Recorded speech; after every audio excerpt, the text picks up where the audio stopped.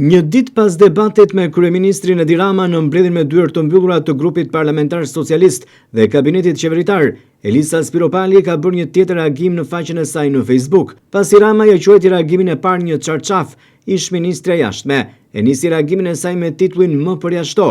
Ajo thotë se nuk e ka sulmuar partinë, por ka kritikuar modelin që në disa aspekte po dëmton edhe Partinë Socialiste. Më përjashto, debatet e brendshme sado të forta nuk duhet të shndërrohen në spektakël dëshkimor publik. Nëse kjo ndodh, problemi nuk është më mospajtimi, është frika nga mospajtimi. Ky fakt kokfort, ky konstatim i dukshëm, më tepër se vetë paralajmërimi, më detyron të flas. Kur paralajmërimi publik bëhet instrument kërcënimi, heshtja nuk është më maturi, është dorëzim. Nëse qëndrimi im për mënyrën si po funksionon partia, qeveria, shteti, konsiderohet arsye për përjashtim, atëherë po e them qetë dhe qartë, më përjashto, jo si sfidë personale, jo si dramë politike, jo si show mediatik, por si provë se problemi nuk është tek fjala që ngre shitësim, por tek sistemi që shitësimin nuk e duron. Nuk kam sulmuar Partinë Socialiste, kam kritikuar modelin që në disa aspekte po dëmton edhe Partinë Socialiste, kam folur për ndarjen e partisë nga shteti, për rrezikun që politika të zvendësohet nga administrimi, për një logjik kontrolli, ku struktura burokratike dhe pushteti administrativ rrezikojnë të marrin vendin e përfaqësimit politik. Nëse këto konsideron arsye për përjashtim, atëherë pyetja nuk është pse flasun. Pyetja është pse këto gjëra nuk lejohen të thuhen. Pushteti nuk dobësohet nga kritika, pushteti dobësohet kur humb aftësinë për vetë korrigjim. Nëse në një forcë politike që ka lindur si projekt emancipimi kombëtar, kritika trajtohet si devijim, atëherë problemi është më i thellë se çdo debat. Është krizë kulture politike. Nëse të kërkosh që institucionet të mos kontrollohen, personalizohen, instrumentalizohen, është faj, atëherë më përjashto. Nëse të kërkosh garë merit, brenda e jashtë partisë, është faj, më përjashto.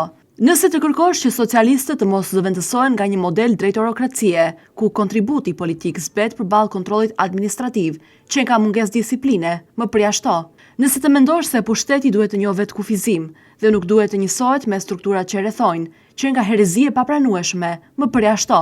Në politik mos pajtimi nuk është thyerje besnikërisë, mos pajtimi është forma më e lartë e besnikërisë. Kur refuzimi për të bërë pjesë një automatizimi i votash në parlament interpretohet si largim nga grupi, atëherë problemi nuk është disiplina, por ideja se bindja kërkohet e verbër, pa arsyetim, pa marrë parasysh pasojat. Kur refuzohet bindja si ritual, nuk po mbrohet uniteti, por po kërkohet nështrim.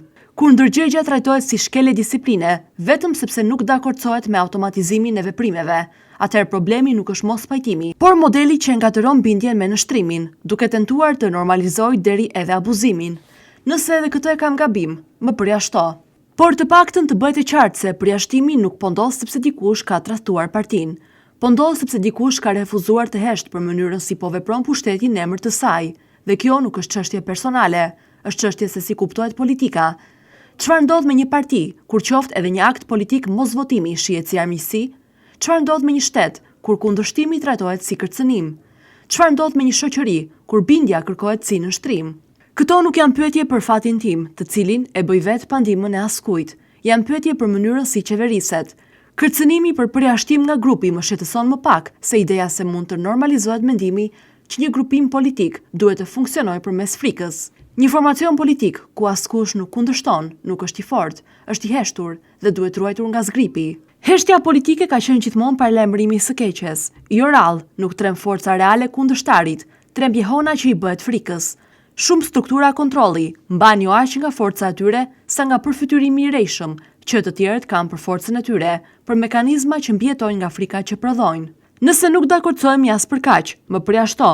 Nëse nuk respektohet e drejta të flas, madje edhe të bërtas, kur familja ime politike fillon të ketë frikë nga fjala, nuk ka dilemë, zgjidhja është një, më përjashto.